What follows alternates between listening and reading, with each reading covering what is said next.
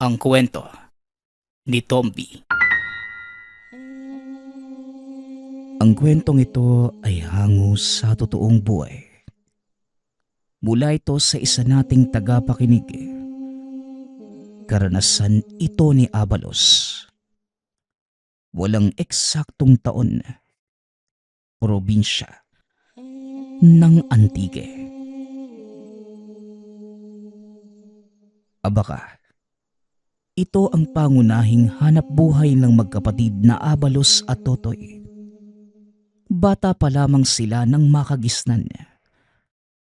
Maaga si Abalos sa taniman upang masigurado na maayos ang paglaki ng bawat puno. Samantalang ang kapatid naman, nagbabahay-bahay para maglako ng kakanin. Dagdag kita para sa mga gastusin. Pagsapit ng hapon, nagtutulong ang dalawa sa paghatak ng abaka upang matugunan ang hiling ng mga suki. Hindi naman malaki ang kanilang negosyo. Maliit lang ang taniman sa likod bahay na merong iilang metrong lawak. Iilan lamang din ang suking lumalapit sa kanila. Yung tingi lamang ang bibilhin. Kuya, kuya, ang sabi ni Mang Jojo, may bibili daw sa kanya ng abaka. Kaso, hindi naman niya maasikaso. May lakad siya eh. Kung pwede daw sana, tayo na yung mag-asikaso. Kunin na natin kuya, wala rin naman tayong order ngayon eh. May mapuputol pa naman siguro dyan ano. Tanong ni Totoy nang makauwi ito galing sa paglilibot ng paninda. Oo naman, sakto may 4 na punong makukuha. Sige na Totoy, kunin natin yan. Nasan ba si Mang Jojo na makausap mo? Saktong-sakto, wala na tayong perang panggastos eh. Tugon ni Abalos. Naroon sa taniman niya ng abaka. Mukhang meron ngang inaabangan. Ang nadinig ko, isang babae daw yung pabalik-balik doon. Madaling araw sa kahating gabi. Ang sabi-sabi, aswang daw yung isang yun. Aswang? Meron na ba ulit dito sa atin? Parang kamakailan lang may umatake na. Tapos, ito na naman. Ang bilis naman yata ng muling pagsalakay ng mga yan. Nagmamadali sigurong maubos ang lahi nila. Wika ni Abalos. Ang sabihin mo kuya, yan naman talaga yung gusto mo eh. Ganyan ka. Palibhasa may tinatangan kang mutya eh. Wika ng kapatid na sinadyang hinaan ang boses pagkasabi ng huling salita. Ano? May sinasabi ka ba? Huwag mong inaano yung tangan ko ha. Hindi ka naman ito inaano. Inaano? Inaano? Ano nang ano? Labo mo naman kuya eh. Di ka na yata marunong magsalita ngayon. Punta mo na nga lang si Mang Jojo. Baka magbago pa yung isip niya kapag hindi nakausap. Bilisan na natin. Wika ni Totoy. Nagpunta si Abalos sa taniman ng kaibigan. Naabutan niya ito sa kalagitnaan ng malawak na lupain. Sinusuri ang makikipot na bahagi. O Mang Jojo, magandang araw ho. Kumusta kayo? Ang bilis ng pagtubo ng mga puno nyo ah. Siya nga po pala, may pinapasuyo daw kayo sabi ni Totoy ah. Tuloy po ba yon? Sandali nga, huwag ka munang maingay. May minamanmanan akong babae. Pakiramdam ko, aswang yung isang yan. Tugon ni Mang Jojo. Abala ito sa pagtitig sa unahan. May nakatayong babae sa hindi kalayuan. Tinitigan ito ni Abalos. Umalis din naman makalipas ang ilang sandali. Matapos yun ay kagad siya nitong kinausap. Oh, dalawa tayong nakakita ha. Bigla na lang naglaho yung babae. Dumaan lang sa likod ng puno, pero bigla na lang nawala. Saksi ka rin sa nangyaring kababalaghan. Hoy, grabe ka naman Manong. Mang Jojo, kakarating ko lang. Tapos tinadamay mo kagad ako. Wala naman ganyanan. Tugon ni Abalos. Alangan naman pareho natin. Oh, ikaw pala yan, Abalos. Akala ko si paring Bentong. Ano pala yung atin? Yung bibili ho ng abaka ang pinunta ko rito. Ang sabi ni Totoy, ipapasalo niya daw sa akin eh. Magkano po ba yon Mang Jojo? Oo nga pala. Sa bahay natin pag-usapan. Baka kasi bumalik yung babae tapos aswangin tayo. Nako, ayaw ko pang magpadali. Wika ni Mang Jojo. Tahimik itong sumunod sa matanda. Sa katunayan, kilala ito bilang mahina. Pinagkakatiwalaan lamang sa gawaing may kinalaman sa abaka. Sa ibang bagay wala na. Dahil ito sa sakit niya. Dati na magpasa hanggang ngayon, apektado ang paningin ng mga tao. Pagkatapos nilang magkasundo sa usaping negosyo, naglakas loob si Abalos na magtanong tungkol sa aswang. Mang Jojo, huwag niyo ho sanang mamasamain yung itatanong ko Aswang po ba talaga yung babaeng tinutukoy niyo kanina? Parang hindi naman po sa tingin ko Tanong ni Abalos. Gusto nitong makakuha ng impormasyon upang malaman ang gagawing pamumuksa. Ikaw talaga. Umuwi ka na lang sa bahay nyo at ihanda mo na yung abaka. Kung matapos ng maaga, mas mabuti. Baka madagdagan pa ang ibabayad sa'yo. Kung wala lang akong lalakarin, ako na sana ang gagawa niyan lahat. Tugon ni Mang Jojo. Mang Jojo, yun po munang aswang. Ito naman parang hindi kaibigan Magkapit-bahay lang po tayo tapos nandito sa lugar natin yung nilalang. Sabihan niyo naman po ko para alam ko yung gagawin nang makapaghanda po para sa kaligtasan namin ni Totoy. Alam niyo naman na dadalawa na lang kami sa buhay Pagpupumilit ng binata. Kaya napilitan namang sumagot si Mang Jojo. Yung babae, kanina hula ko aswang siya. Ilang araw ko nang napapansin na pabalik-balik dyan sa dulo ng taniman ko. Doon talaga sa masukal na bahagi, kung saan ang hirap daanan dahil sa sanga ng kawayan. Tapos hating gabi, may nadidinig akong pagaspas ng pakpak. Napakabaho ng hangin. At bandang 4:00, madidinig ko para bang pabalik-balik. Sa tingin ko, manananggalang babaeng yan. Ikaw Abalos mag-iingat ka. Baka dalihin ka. Hindi pala, medyo pulpul ka O siya, alis na dahil marami pa akong gagawin. Kapag handa na yung abaka, pakihatid na lang dito sa bahay. Kasi dito kukunin niya ng suki ko. Trabahuhin mo na para matapos kagad. Utos ni Mang Jojo. Matapos ang pag-uusap, umalis ito at habang pauwi, nag-iisip ng paraan kung paano mahuli ang sinasabing aswang. Pagkarating ng tahanan, nagtataka siya sa kapatid na sinisilip ang kabilang bahagi ng daan. Lumapit ito para makiusisa. Ano bang meron dyan, Totoy? Kumakasilip ka parang merong ano Ano ba yung nakikita mo at ganyang ka makatingin? Tanong ni Abalos. Kuya, ang tagal mo kasing umuwi Hindi mo tuloy nakita yung babae. Grabe, ang lantad ng pagkatao niya. Nasa loob pa lang ako. Amoy na amoy ko na yung pagkaaswang. Bakit ba ang tagal mong nakabalik? Tsaka, grabe naman ang haba ng usap niyo ni Mang Jojo. Baka lang naman yung pag-uusapan niyo. Napahaba yung usapan Sino ba yung sinasabi mong babae? Aswang din? May sinasabi din ganyan si Mang Jojo eh. Marami na yata sila. Grabe naman yung panahon ngayon. Sabay na kung dumayo sa lugar natin yung mga nilalang na yan. Hindi naman kuya.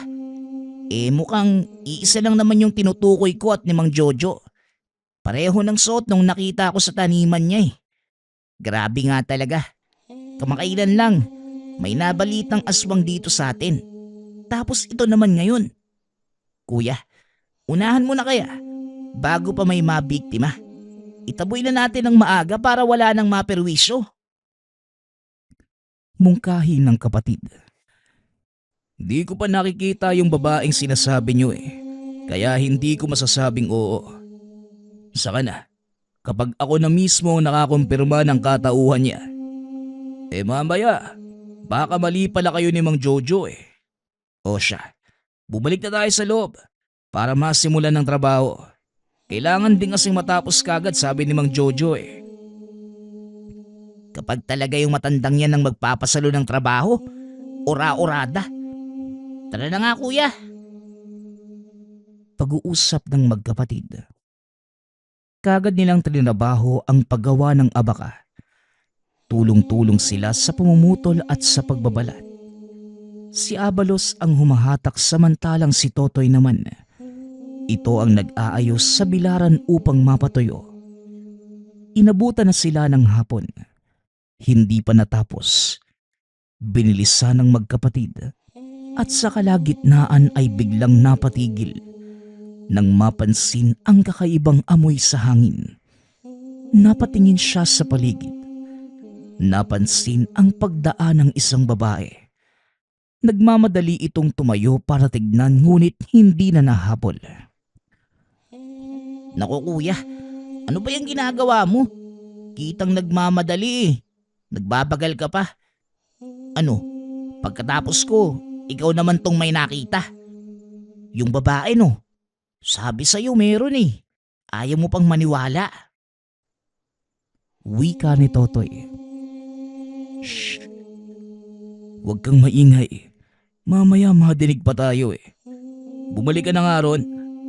Nawala tuloy ako sa focus eh. Hinahanap ko nga yung pinagmumulan ng amoy. Tugon ni Abalos. Hindi mo na mahanap yan. Kasi wala na yun. Hindi ko na nga rin maamoy eh. Wika ni Totoy. Kumpara sa kuya, likas kay Totoy na makaamoy ng samyo ng aswang. Matalas ang kanyang pangamoy. Sensitibo sa ganitong bagay. Hindi kagaya niya na saka lamang malalaman kapag nasa malapitan at kung natukoy na ng tangang mutya. Naiisahan pa nga kung minsan. Ibinalik na rin ang pansin sa naudlot na gawain. Pagkatapos ng paghahatak, ipinasok sa silong ang ibinilad na abaka. Hindi pa gaanong tuyo, kaya kinakailangang ibilad muli kinabukasan. Walang ibang mapaglagyan kaya sa ilalim na lamang ng kubo. Pagsapit naman ng gabi, inatupag ni Abalos ang pagbantay nito. Dahil kung minsan, may mga loko-loko na bigla na lang nagnanakaw. Simpleng abaka na lamang ay kukunin pa. Ilang beses na silang nabiktima ng nakawan. Nasanay na rin sa ganito dahil ginagawa na magmula noon. Kuya, sigurado ka bang hindi ka magpapasama rito sa silong? Pwede naman kitang samahan. Kwentuhan tayo para hindi ka antokin ng maaga. Pwede ring palitan. Ako ang mauuna. Tapos ikaw naman mamayang gabi. Mungkahi ni Totoy. Nagdala pa ito ng kape at nilagang mais para may pagkakaabalahang pagkain ang kapatid. Hindi na, Totoy. Para namang hindi ako sanay. Doon ka na sa loob. Matulog ka dahil gigising ka pa ng maaga para makiusap ng ilang pirasong kakanin doon kay Aling Marsing. Hanggang ngayon ba, maliit pa rin yung ibinibigay niya? Kuripot talaga ng matandang yun ano? Wika ni Abalos. Hayaan mo na kuya. Tayo yung nakiusap eh. Huwag na tayong magreklamo. Nakakaipon din naman kahit paunti-unti. At kapag sapat na yon, ibili natin ng karagdagang lote. Madadagdagan din yung taniman natin ng abaka. Oh, pwede nang lumago yung negosyo natin. Tugon ni Totoy. Napabuntong hininga na lamang si Abalos. Sa kanilang dalawa, ang kapatid ay mayroong naiipon. Ang lahat ng kinikita niya sa abaka napupunta sa pagpapaayos ng bahay, sa araw-araw na gastusin nilang magkapatid at iba pang mahalagang bagay. Pumasok ka na sa loob. Huwag mong kalimutang patayin yung lampara ha. Maraming damit dyan. At baka mamaya masunog pa tayo eh. Huwag kang magkakamali. Minsan mo lang ginawa yan. Paalala ni Abalos. Oo na po kuya. Ito naman, pinaalala pa eh. Malulungkot na naman ako dahil maaalala ko yung nangyari dati. Diyan ka na nga. O ito pala, panlaban mo kung sakaling may masamang loob na mapadaan. Sumigaw ka kung meron man ha, para marinig ko at makatulong ako. Matutulog na ako kuya. Tugon ni Totoy. Iniwanan sa kanya ang itak na ginagamit ng ama noong nabubuhay pa. Ang patalim na ilang ulit ng pumatay ng aswang na dumarayo sa lugar. Nang siya na lamang mag-isa, inabala niya ang sarili sa paghigop ng mainit na kape at pagkain ng nilagang mais. Hindi nagtagal. Lumipas ang oras at habang nilalabanan ang antok, nabuhayan ng loob nang makita ang isang babaeng nagmamadaling naglalakad. Pahinto-hinto sa kakahuyan, parang naghahanap ng masukal na bahagi. Hindi muna ito kumilos, sinundan lamang ito ng tingin. Naramdaman ng binata ang senyales ng tangan, ngunit piniling magbanman muna. Ilang sandali pa, nawala na lamang itong bigla. Dali-dali niyang ginising ang kapatid upang sana ipaalam na aalis siya. Susundan ang nakitang tao. Ngunit dahil sobrang himbing ng tulog ni Totoy, hindi na nagawa. Hanggang sa marating niya ang lupain ni Mang Jojo, ang pinakamalawak na taniman ng abakas sa lugar. Nakita niyang sumusuot ang babae sa makikipot na bahagi. May ideya na rin siya sa kilos nito. Naghahanap ng pwesto upang maiwanan ang ibabang parte ng katawan. Nagtago ito habang nakamanman. Naalerto rin nang mapansing lumingon ito sa kanyang gawi. Kinabahan na baka nahuli na kagad.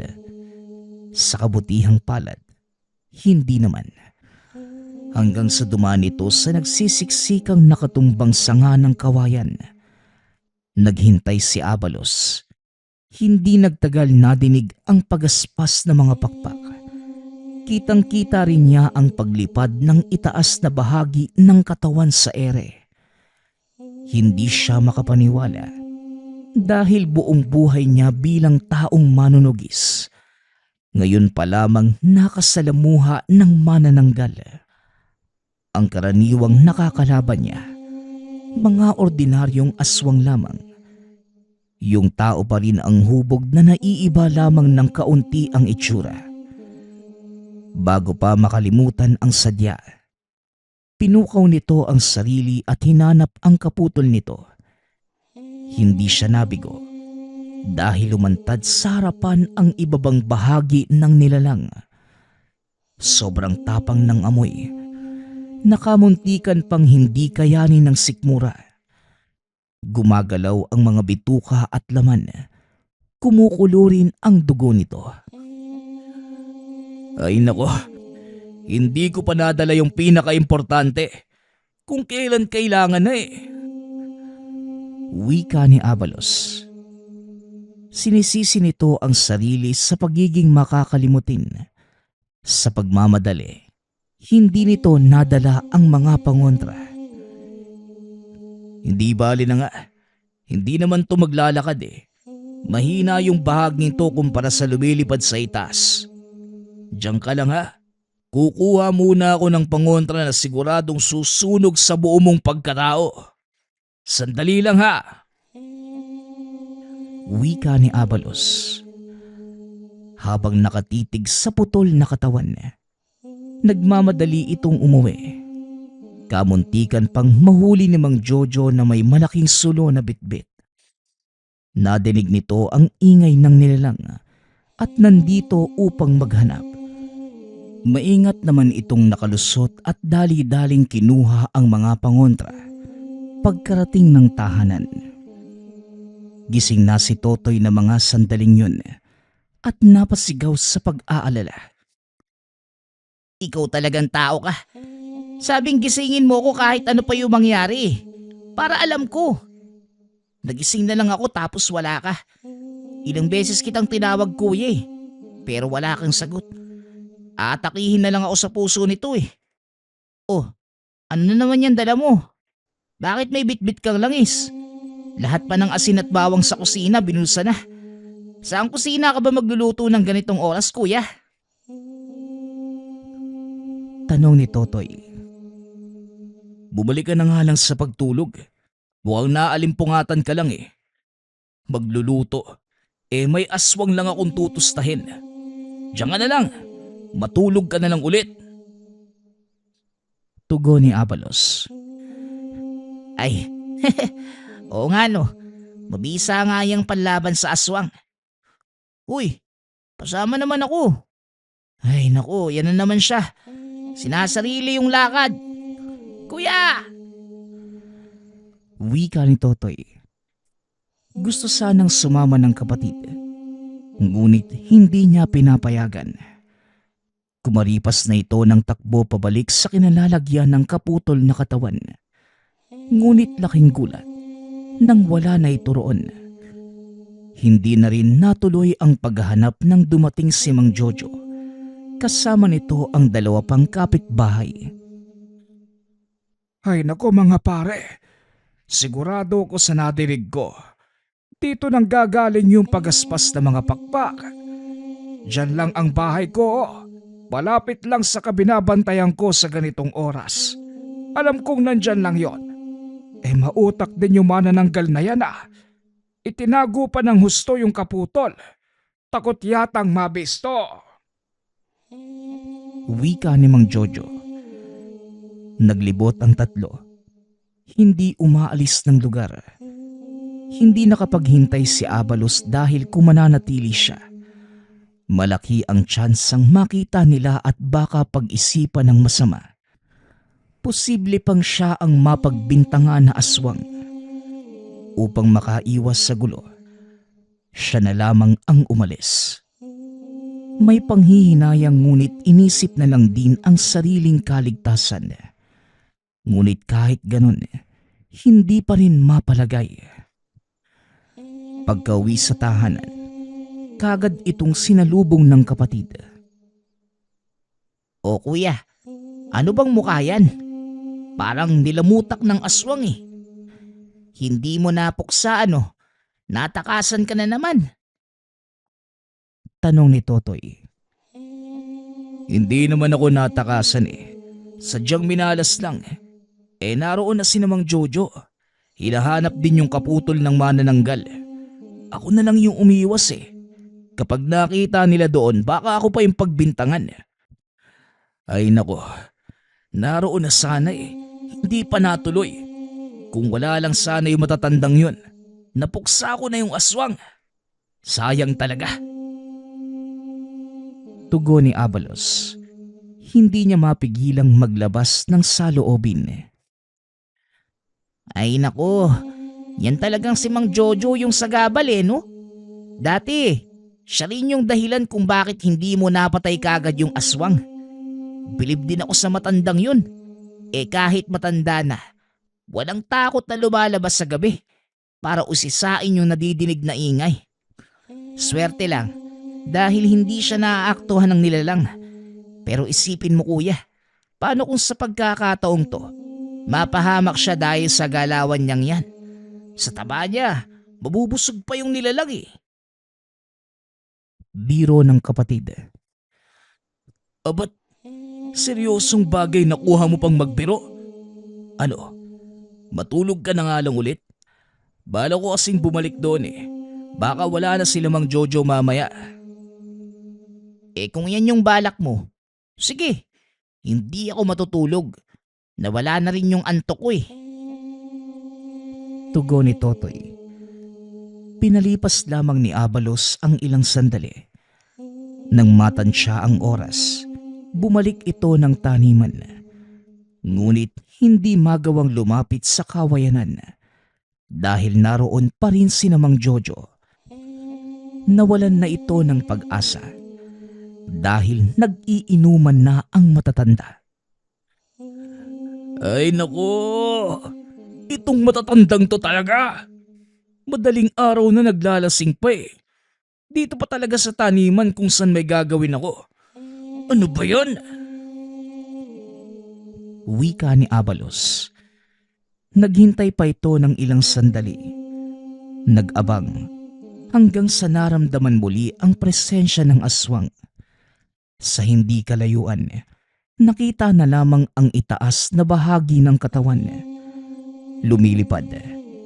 Kagading nagtago nang mapansin si Mang Jojo sa unahan. Maingat itong tumawid.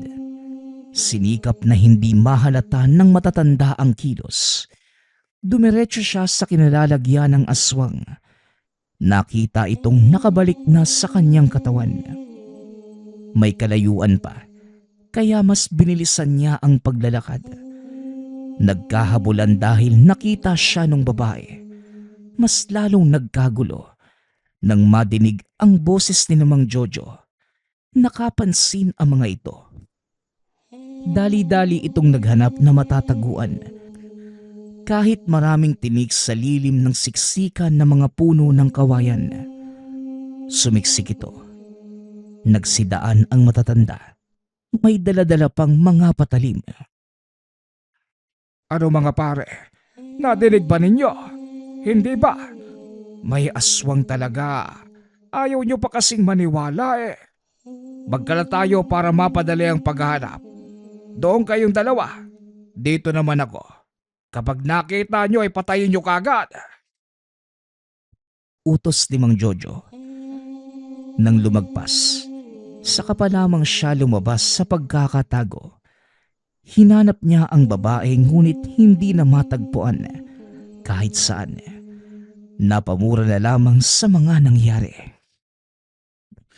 Ay nako, kasalanan talaga to ni Mang Jojo eh.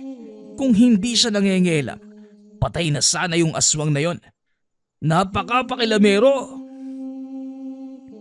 Wika ni Abalos habang nakaupo sa may silong. Yan mo na kuya. Baka sa susunod mahuli mo na yung aswang. Kuwalma ka lang muna. Tataas yung presyo ng dugo mo niyan. Kahit ako man, mainit yung ulo ko sa Jojo na yan eh. Bakit kasi palaging umiiksena? Mapupuksa na dapat yung aswang eh. May nakikiagaw pa. Ano nang balak mo ngayon kuya? Tanong ni Totoy. Di maghintay ulit ng ibang pagkakataon. Ano pa ba? Kung wala lang sana yung Mang Jojo na yan, tapos na sana eh. Nakakainis. Tugon ni Abalos. Nang mga sumunod na araw, wala namang nangyaring kakaiba.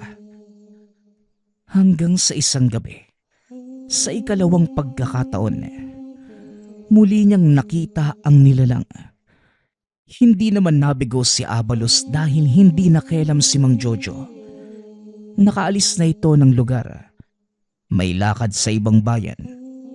Pagsapit ng gabi, inunahan niya ang nilalang kaso hindi na ito bumalik sa taniman.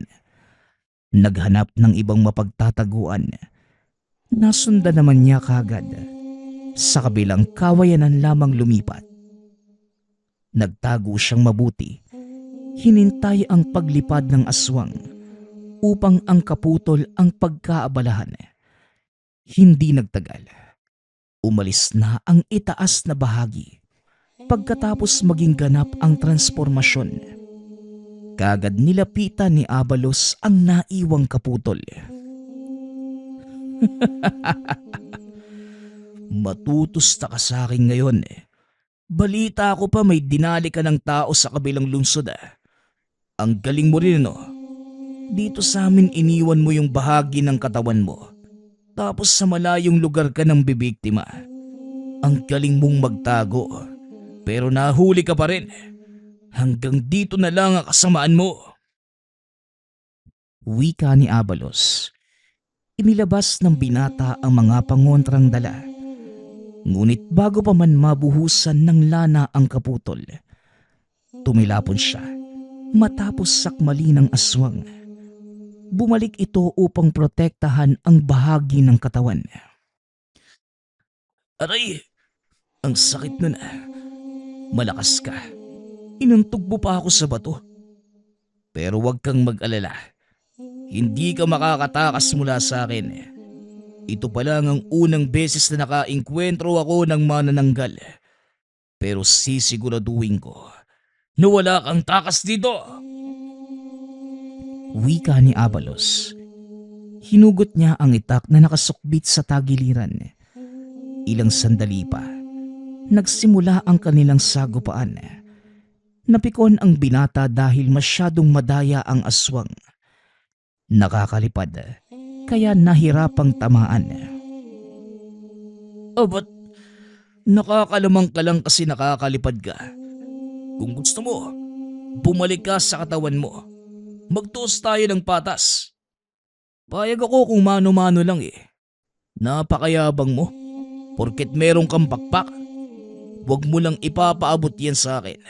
Dahil paniguradong puputulin ko yan. Wika ni Abalos. Nagagalit na ito sa sitwasyon. Muling sumugod pabulusok sa kanya ang aswang. Hindi naman nagpahuli si Abalos. Minabuting makabawi. Tumagal ang laban at hindi na nagugustuhan ang mga nangyayari. Ilang sandali pa ang lumipas. Hindi pa rin niya napupuksa ang nilalang. Hinagisa ng pangontra at lahat-lahat. Ngunit madali lamang naiilagan. Madaling nakalipad paiwas. Kaya dali-daling nag-isip ng ibang paraan si Abalos. Napatingin sa kaputol na nasa tabi. Napangiti siya ng magkaideya. Iniwanan ng pansin ang itaas na bahagi. Trinabaho ang iba pang parte. Nagmamadaling lumapit ang aswang upang protektahan sana ito. Ngunit naunahan niya. Nabuhusan na ng langis. Nabudbura ng asin at bawang. Kitang-kita naman ito ang dahan-dahang epekto. Nagsimulang umusok buhat ng pagkapaso. Humiyaw ng humiyaw ang manananggal. Dama nito ang nangyayari sa katawan. Mas naging mabagsik. Walang tigil na sumugod kay Abalos. Alisto naman siya at nilalabanan ang bawat pag-atake. Minsan nga lang, nalulupig ngunit nagagawan pa rin ng paraan. Hanggang sa nagawa nitong tagain ang mga pakpak. Bumulusok ang manananggal sa lupa. Dito na siya nagkaroon ng pagkakataong tapusin ng wala sa oras. Pinagsasasaksak niya ang nilalang hanggang sa magkanda watak-watak ang laman. Saka lamang tinigilan nang masiguradong hindi na makagalaw. Buti nga sa'yo. Ganyan yung napapala ng mga nilalang na hindi mapigilan ng pagiging hayok sa laman. Tanggapin mo na ito na ang karma mo. Nagsisilbing kabayaran sa mga buhay na kinuha mo. Kulang pa nga yan kung tutuusin eh. Wika ni Abalos. Pagkatapos ang kaputol ang muling binalingan, sinunog ito. Hinintay hanggang sa maging abo ang lahat. Bahagyang lumayo dahil masyadong matapang ang nasusunog nitong amoy. Isinali na rin ang itaas na bahagi. Ilang oras din ang lumipas bago tuluyang naging abo. Minadali niya ang paghukay upang mailibing ang tirang labi. Mga buto na hindi kinaya ng apoy. Pagkatapos, nilinis ang buong paligid upang walang ebidensyang mahagilap kung sakaling may mga taong mapadpa doon. Iniingatan lamang ang sariling kapakanan, lalo na't isang tagong manunugis. Sakto namang ilang sandali na lamang, sisikat na ang araw na mga sandaling yun. Umuwi itong malaki ang pagkakangiti dahil matagumpay na napuksa ang nilalang. O kuya, ganda yata ng ngiti natin ngayong araw ah. Ang tagal mong bumalik. Ano nang nangyari sa lakad mo? Kinakabahan ako eh. Pagsalubong ni Totoy sa kanya. Di syempre, wagi na naman ang magaling mong kuya. Yun lang eh, ang dali-dali lang itumba. Ayun, naging pataba na lang sa lupa ang katawan. Tugon ni Abalos. Labis na ipinagmamalaki ang kanyang sarili. Ay nako, eto na naman tayo. Napakahambog mo talaga kuya. Sigurado ka bang walang nakakita sa'yo? Alam mo naman na, tayo lang dalawa yung nakakaalam na manunugis ka. Baka mamaya, may iba pang makaalam ha. Ano, maayos ba yung naging lakad mo? Oo naman, papayagan ko bang may ibang makakaalam? Nag-iingat din ako ano. Aminadong minsan may pagkatanga. Pero pagdating sa ganitong usapin, walang palya kong magtrabaho. Ako pa, parang wala kang bilib sa kuya mo ah. Bilib mo yung mukha mo. Kumain ka na nga dun para matulungan mo akong magbilad nitong abaka. Mamaya, susugurin na tayo ni Mang Jojo dahil ang kukupad nating kumilos. Bilisan mo na. Pag-uusap ng magkapatid. Hindi pa rin makapaniwala si Abalos na nagawa niyang mapuksa ang manananggal. Gayong ito pa lamang ang unang beses na nakaengkwentro. Kahit matagal man ang kanyang hinintay para lamang malabanan. Dahil sa mga asungot na matatanda. Matagumpay pa rin natapos ang suliranin sa lugar. Wala nang nilalang nagagambala. Dahil palaging alisto ang sikretong manunugis. Ang susunod nating kwento ay mula sa isa nating tagapakinig. Karanasan ito ni Inigo. Walang eksaktong taon. Probinsya ng Capiz. Bata pa lamang si Inigo. Pangarap na nitong makagawa ng espesyal na itak na pwedeng ipanglaban sa mga nilalang. Dati pa man, bukas na ang isipan nito sa mga kwentong aswang dahil ang lola mismo ay nabiktima ng balbal. Kaya naman sa edad na 19, nagtatrabaho na sa paggawaan ng mga patalim. Araw-araw itong pumapasok sa trabaho dahil wala namang inaasikaso sa tahanan. Mag-isa lamang namumuhay ang binata. Sa kabilang barangay naman, nakatira ang tiyuhin at paminsan-minsan doon natutulog. Lalo na kung merong inuman. Ang mga magulang naman ni Inigo ay hindi na nakita pa. Ang ina ay namatay matapos maipanganak. Habang ang ama naman ay hindi man lamang nagawang dalawin ang sariling mag-ina. Dati-rati, grabe ang galit ni Inigo sa mga ito. Ngunit kalaunan hindi na din inisip pa ang pagkaulila. Dahil sa magaan naman ang buhay at sa katunayan. Bata pa lamang, nakakayanan na itong buhayin ang sarili sa pamamagitan ng pagiging kargador. At kahit anong trabaho, basta ginagamitan ng lakas ng katawan. Hindi rin mapili sa kahit anong bagay. Kaya naman maraming kapitbahay ang nagmamalasakit dahil likas ang pagiging mabait at maaasahan ng binata. 4:00 pa lang, gigising na ito, magluluto ng pagkaing babaunin sa trabaho. Mabait naman ang amo at sa katunayan, palagi siyang inaalok ng pagkain. Ngunit kusa naman itong tumatanggi dahil marami na itong naitulong sa kanya. Kahit ang lupaing kinatitirikan ng tahanan, nanggaling din sa amo. Matapos naman makapagluto, nagpapakain na ng mga alagang manok. At pagsapit ng 5:00, naglalakad na papunta sa sunod na barangay para muling magtrabaho. 1 oras din ang nagiging lakaran. Kaya naman eksakto lamang ang 6:00 na pagdating para makapag-umpisa.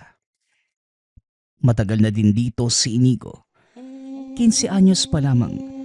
Nauutusan na ito ng may-ari. Kaya hindi naging bago pa ang trabaho nang kunin ito bilang katulong sa pagawaan. Pagkarating sa lugar ng amo, kagad pumunta sa likod ng tahanan para mag-umpisa sa pag-init ng mga metal. Dahan-dahang inihuhulma para maging itak. Kapag nakumpleto na, inilalatag ito sa harapan ng tahanan para makita ng mga bumibili. Madalas, marami ang nagpapagawa ng iba't ibang uri ng patalim. Kaya naman mas ginaganahan si Inigo.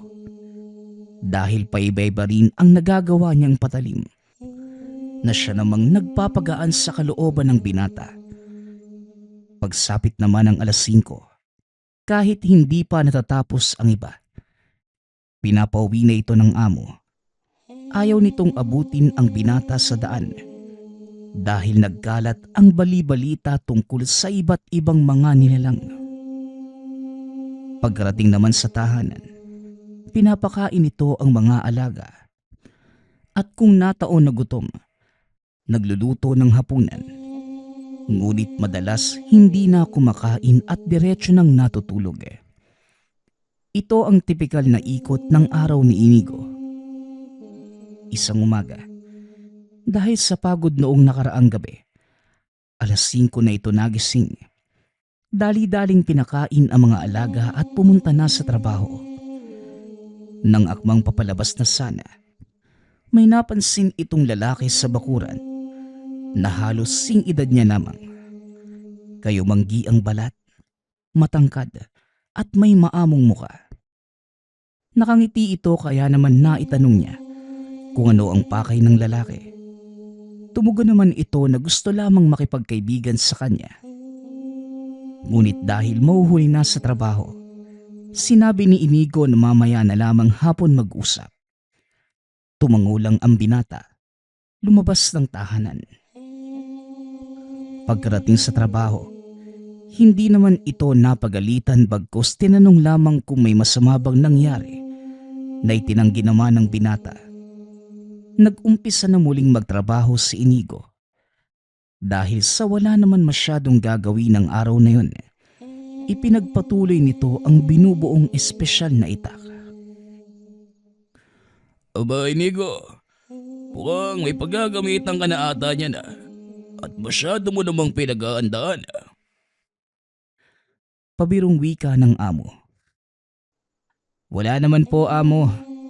Pangarap ko lang po talaga na magkaroon ng sariling patalim. Salamat din po pala ha. Hinahayaan niyo lang ako na gumawa nito. Tugon ng binata. Ngumiti naman ang amo at pumasok na ng tahanan. Sa buong maghapon, inatupag lamang ni Inigo ang paggawa sa patalim. Pagsapit naman ng 5:00 ng hapon, iniwanan na ito sa gilid ng pagawaan. Nagpaalam na sa amo.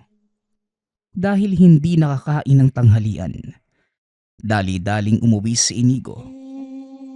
Pagdating sa tahanan, nakita niyang nakaabang muli ang lalaking pumunta kaninang umaga.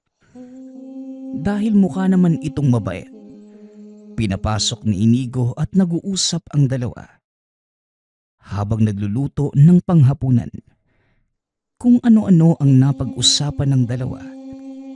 Nagpakilala ito sa pangalang Tuper. Dagdag pa ng lalaki, nakatira siya sa kabilang barangay. Nakikipagkaibigan kay Inigo dahil matagal niya na itong nakikita sa pinagtatrabahuhan at mukhang pala kaibigan. Dahil sa nakampante naman ng binata, niyaya niya itong kumain. Makailang oras lang matapos ang hapunan, umuwi na rin si Tuper. Magmula ng araw na yon, palagi nang dumadalaw si Tuper sa tahanan ni Inigo tuwing 6:00 ng gabi. Dahil dito, naging mas malalim ang samahan ng dalawa. Si Tuper ang itinuring na matalik na kaibigan ni Inigo. Sa katunayan, madalas din niyang ikwento ang espesyal na itak sa kaibigan. Hanggang sa isang gabi, matapos ang trabaho ni Inigo, niyaya siya nito sa isang bundok. Noong una, tumanggi pa ang binata dahil madilim na ang daanan. Ngunit ayon sa kaibigan, huwag mag-alala dahil kabisado ang lugar. Dahil tiwala kay Tuper, pumayag naman si Inigo. Bago pa man umalis ay nagdala ito ng gasera para magsilbing ilaw sa daan. Habang naglalakad, napapahawak ang binata sa pang-itaas na damit ng kaibigan dahil sa kaluskos na mga nadidinig sa daan. Maya-maya pa, nakarating na sila sa lugar. Sa gitna ng bundok ay merong isang kubo. Ayon sa kaibigan, yon ang tirahan ng aswang sa lugar. Ayon sa kaibigan, papasukin niya ang lungga ng mga aswang. Ngunit mahigpit na ibinilin sa kaibigan na huwag gagalaw sa kinatatayuan. Mabangis ang mga ito at wala siyang alam sa pakikipaglaban. Kinakabahan man, tumango na lamang si Inigo at sinabing mag-iingat sa gagawin. Tanging gasera na lamang ang natirang kasama ng binata. Maya-maya pa, nakita nitong pumasok si Tuper sa kubo. Walang ano-ano'y bigla ang nagambala ang buong paligid. Nag-ingay ang mga ibon na parang nasasaktan. Palakas ng palakas din ang mga kaluskos at mas nakakapangilabot nang makita ang kaibigan. Tumatakbo papalapit sa kanya na may mga kalmot sa mukha. Sinalubong ito ni Inigo, inalalayan sa pag-uwi. Habang naglalakad, pinagsabihan niya ang kaibigan na huwag nang uulitin yun dahil napakadelikado ng ginagawa niya. Hindi naman ito nagsalita pa at patuloy lang sa paglalakad. Nang makarating sa tahanan ni Inigo, pinaupo muna ito sa bakuran para kumuha ng tubig na ipanglilinis sa sugat at ibang herbal na gamot na ipangtatapal. Hindi pa man nagtatagal sa loob, tumakbo na ang kaibigang papalabas. Hindi na ito naabutan. Lumabas siya ng tahanan para tignan kung naglalakad sa labas si Tuper. Ngunit ni anino nito ay hindi na nasilayan. Kinaumagahan, pagkagising ng binata, nakita niyang nasa labas si Tuper. Tinanong niya kung bakit bigla itong nawala at ayon dito. Hindi na siya nakapagpaalam pa dahil sinundo ng ama. Bakas pa din sa mukha nito ang mga sugat. Diba, may ginagawa kang patalim? Bakit hindi mo yun tapusin ngayong araw at gamitin natin sa pagtugis ng nilalang? Marami na din kasing napeperwisyo dito sa lugar eh. Wika ni Tuper. Dahil sa nadinig, biglang bumalik sa alaala ng binata ang pagkawala ng katawan ng lola. Dahil sa balbal, tinitigan nito ang mukha ng kaibigan. Kaya ng mismong oras na yun, nagpasya si Inigo na pagsapit ng gabi, ng mismong araw. Tutugisin nila ang aswang para maipaghiganti ang mga inatake nito. Nagpaalam na ang kaibigan. Nag-ayos na din si Inigo para pumasok sa trabaho. Sa maghapon, normal naman ang gawain ng binata, maliban sa paulit-ulit itong pagpapatalim sa tinatapos na itak. Bago pa man umuwi, dala na ni Inigo ang sariling patalim at pinaalam na rin ito sa amo. Kagaya ng dati, naabutan niyang nakaabang sa bakuran ang kaibigan. Maagang kumain ng hapunan ang dalawa at kagad pumunta sa tahanan ng sinasabing aswang. Ilang oras muna ang pinalipas ng dalawa hanggang sa sumapit ang 8:00. Dito na tuluyang pumunta si Inigo at Tuper sa kubo. Dahan-dahan silang naglakad at nang makapasok sa loob, naabutan ang isang matandang tulog. Maamo ang mukha nito, kamukha ng tiyuhin. Napatitig sa mukha ng matanda ang binata. May paulit-ulit na bumubulong sa tenga. Patayin ang nilalang. Kaya naman, nang walang ano-ano, pinagsasaksak niya ito gamit ang bagong patalim. Walang kalaban-laban ang matanda dahil mahimbing pa rin ang pagkakatulog. Matapos ay tumakbo na papalabas ang binata. Pagkarating sa dating kinatatayuan ng kaibigan, hindi na ito makita o mahanap. Dahil sa unang beses na makapatay, halos manginig ang buong katawan ng binata habang papauwi. Pagkarating sa tahanan, kagad niyang itinago ang dalang itak. Hinugasan ang parte ng katawan na may dugo at nagpalit ng damit. Matapos makapaglinis, hindi ito mapakali dahil napagtanto niya na hindi naman talaga aswang ang napatay dahil wala namang nangyari ditong kakaiba. Para lamang itong normal na taong napatay. Magdamag na naupo lamang ito sa higaan. Pagsapit ng 4:00, naghanda na ito. Pagsapit ng 5:00 ay naglakad na papasok sa trabaho. Nang makarating, sinalubong ito ng amo. Mariin na ibinalita ang usap-usapan. Nabalitaan mo ba, Inigo? Napatay kagabi yung bagong albularyo sa lugar natin. Ay nako, nakakaawa naman. Siguro di pa masyadong biyasa yung matanda na yun. Wika ng amo. Dahil sa nadinig, pinagpawisan ng malamig ang binata sa pag-iisip na siya ang may gawa sa nasabing pagpatay. Hindi naman ito sumagot pa at diretso nang nagtrabaho.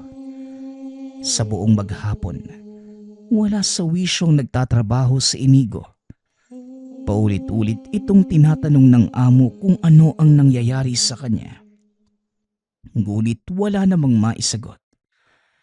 Pinauwi na lamang ito ng amo dahil baka kailangan lamang ng binata na magpahinga.